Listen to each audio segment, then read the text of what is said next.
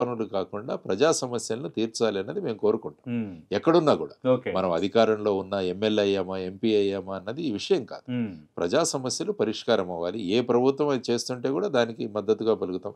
ఏ ప్రభుత్వం ప్రజల కోసం పనిచేస్తే వాళ్ళను ఇర్రెస్పెక్టివ్ ఆఫ్ ది పార్టీ. హ్మ్. జగన్మోహన్ రెడ్డి గారి పార్టీ గురించి కూడా నేను మాట్లాడాను. ఓకే. వాళ్ళు చేసిన నాడు నేడు కార్యక్రమాల గురించి నేను ఓపెన్‌గా మాట్లాడాను. అవును. యెస్. అంటే ఈ మధ్యన జగన్ పాలన మెచ్చుకున్నట్టుగా కొన్ని యాహ్! వచ్చే వార్తలు. డెఫినిట్‌గా. హ్మ్. ఎందుకంటే నాకు వాళ్ళు వీళ్ళు అన్నది ఏమి నేనేమి అటాచ్ అవ్వలేదు ఎవరితో కూడా. హ్మ్. ప్రజా సమస్యలు తీరుతున్నాయా లేదా అన్నది ప్రధానంగా చూసుకోవడం. హ్మ్. మా స్కూల్‌కే సుమారుగా 18 లక్షలు వచ్చాయి నాడు నేడు కార్యక్రమాన మా శ్రీశైలం ఓకే. స్కూల్‌కి. జగన్ హయాంలో. స్కూల్ బ్రహ్మాండంగా ఇంప్రూవ్ అయింది. హ్మ్. సో ఇవన్నీ చాలా చోట్ల చూశాను. హ్మ్. ఉద్దానం ప్రాంతంలో ఉన్న కిడ్నీ రీసెర్చ్ సెంటర్ కూడా వాళ్ళు స్టార్ట్ చేశారు. హ్మ్. రాష్ట్రంలో మెడికల్ కాలేజెస్ తీసుకొస్తామని.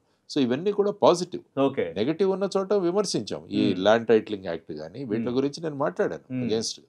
కాబట్టి ఎక్కడైనా మరి కూడా అంత మంచి పాలన జగన్ అందిస్తే 11 సీట్లకి ఎందుకు పరిమితం అయిపోయాడు? అంటే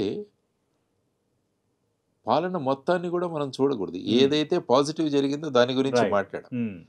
బేసిక్‌గా పాలన ఎప్పుడు అవుతుందంటే ఎమ్మెల్యేలు ఏ విధంగా ప్రవర్తిస్తున్నారు? హ్మ్.